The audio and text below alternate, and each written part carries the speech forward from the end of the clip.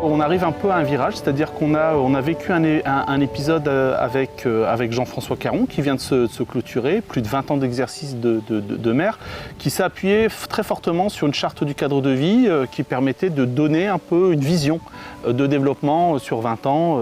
Puis on s'est rendu compte qu'en fait le logiciel, la société a tellement évolué qu'il fallait retisser une vision globale à partir de l'existant. Et on s'est dit que l'idée d'une boussole qui redonne le cap, qui ramasse tout ce qui a été fait, mais qui donne aussi une visibilité sur les enjeux plus modernes. On pourrait parler du numérique, on pourrait parler sur des sujets aujourd'hui, notamment sur les questions alimentaires qui se sont amplifiées. Et ben, comment on arrive aussi à co-construire plus largement encore un cap sur les endroits où on est vulnérable et une hiérarchisation des solutions à opérer pour justement lutter contre nos vulnérabilités. Depuis l'année dernière, on a démarré toutes les réflexions autour de la boussole lausoise et on avait une envie, c'était de poser un diagnostic de vulnérabilité territoriale pour pouvoir savoir d'ici 2050 quels étaient les aléas auxquels on était confrontés. Donc ça, c'est un travail très technique qui a été posé par un cabinet d'études qui nous accompagnait pendant toute une année. Et cette semaine, l'enjeu, c'était de confronter ces résultats à une vision du coup de la délégation camerounaise qu'on n'avait pas encore entendue.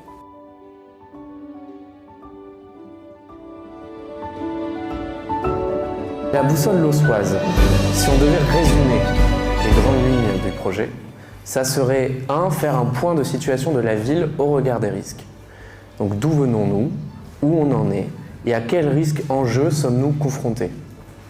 Et 2, très important, définir un cap collectif.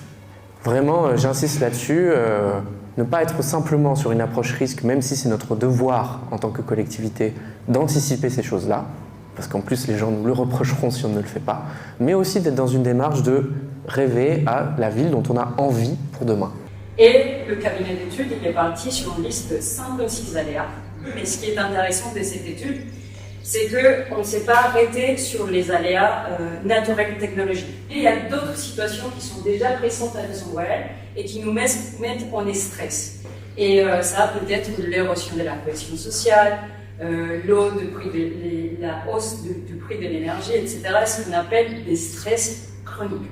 On voit qu'on a ciblé avec ce travail de nouveaux enjeux, de nouveaux risques que l'on doit donc prendre en charge. Et du coup, il faut pouvoir se questionner sur comment, dans les services, dans l'organisation de nos services, on va justement appliquer et mettre en œuvre la conduite de cette politique de la boussole lausoise. Et donc, il y a une nécessité déjà, sur les thématiques qu'on travaille aujourd'hui, de bien vérifier qu'en fait, on travaille de manière fluide, que la charge est bien répartie, pour pouvoir ensuite travailler au mieux à la prise en charge des futurs enjeux de la boussole lausoise.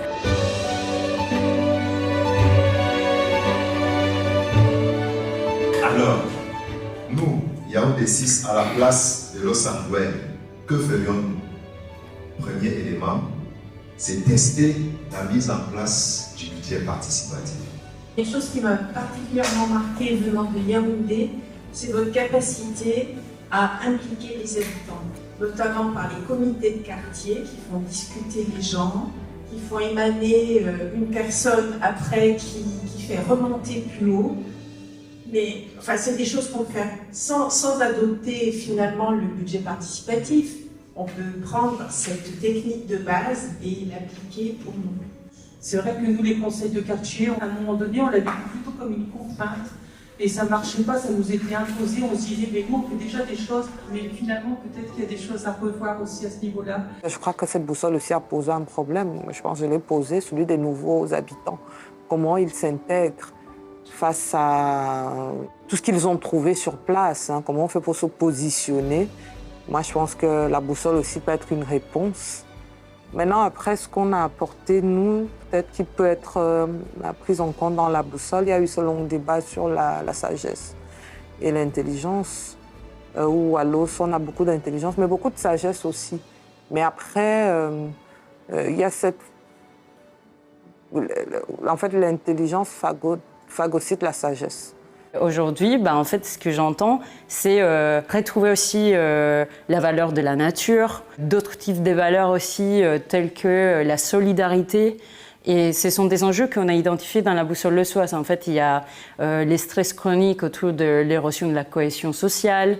Il y a aussi la santé environnementale. Cet échange avec les Camerounais, ça nous invite à revenir aussi vers des traditions qui se sont perdues dans les bassins miniers, donc, et qui amènent une réflexion autour de la tradition et la sagesse, justement.